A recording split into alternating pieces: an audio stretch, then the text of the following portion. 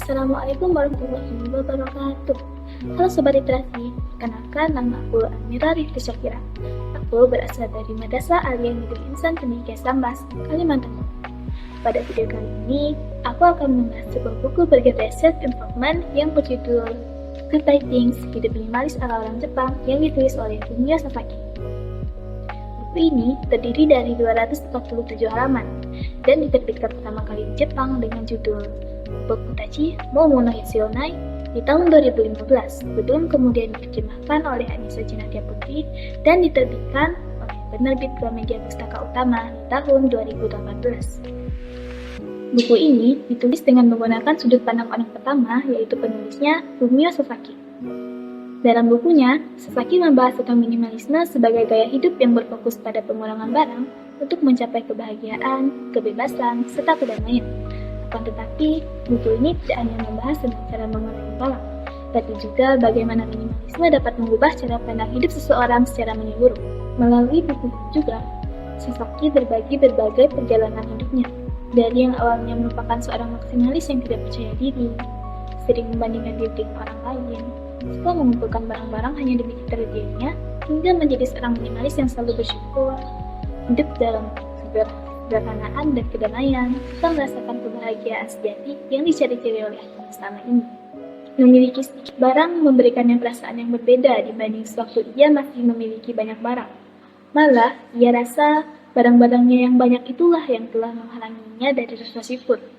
Sekarang, dengan sedikit barang yang dimilikinya, ia bahkan merasa sangat bersyukur memiliki tempat berteduh yang dapat melindunginya dari angin dan hujan. Awalnya, aku memilih untuk membaca buku ini karena sekedar penasaran dengan judulnya. Aku tertarik dengan budaya Jepang, jadi ketika melihat judul ini, aku juga langsung penasaran kan. Seperti apa sih gaya hidup minimalis di Jepang itu?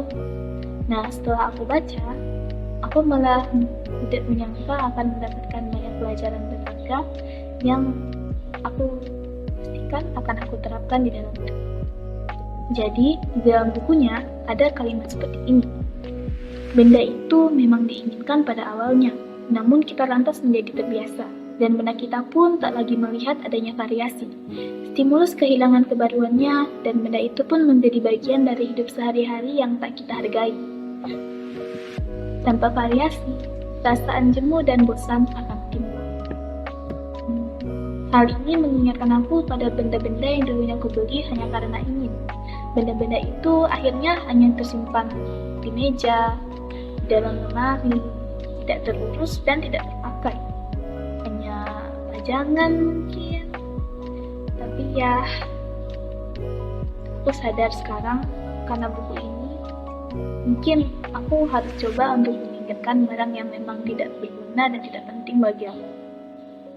Menurutku, Sasaki menuliskan buku ini dengan perasaan yang sangat tulus. Setiap kalimat dari penulisannya yang sederhana memiliki pesan yang begitu bermakna. Buku ini cocok untuk kalian yang ingin mencoba mendalami ataupun mempelajari gaya hidup minimalis ataupun mengurangi perilaku konsumtif. Namun, mungkin tidak semua cara yang ditawarkan buku ini cocok untuk kalian. Tapi tenang saja, karena cara yang ditawarkan oleh Sasaki ini banyak, kita bisa memilih-milih mana yang cocok untuk kita. Dan aku yakin, kalau kita membaca dan menerapkan isi buku ini dengan baik, kita pasti dapat merasakan kebahagiaan sama seperti yang dirasakan oleh Sasaki, ataupun dalam versi diri kita sendiri. Nah, jadi bagaimana? Apakah kalian tertarik untuk mengintip isi buku ini lebih dalam? Mungkin hanya ini yang dapat saya sampaikan. Mohon maaf atas segala kekurangannya. Semoga bermanfaat. Wassalamualaikum warahmatullahi wabarakatuh. Salam literasi.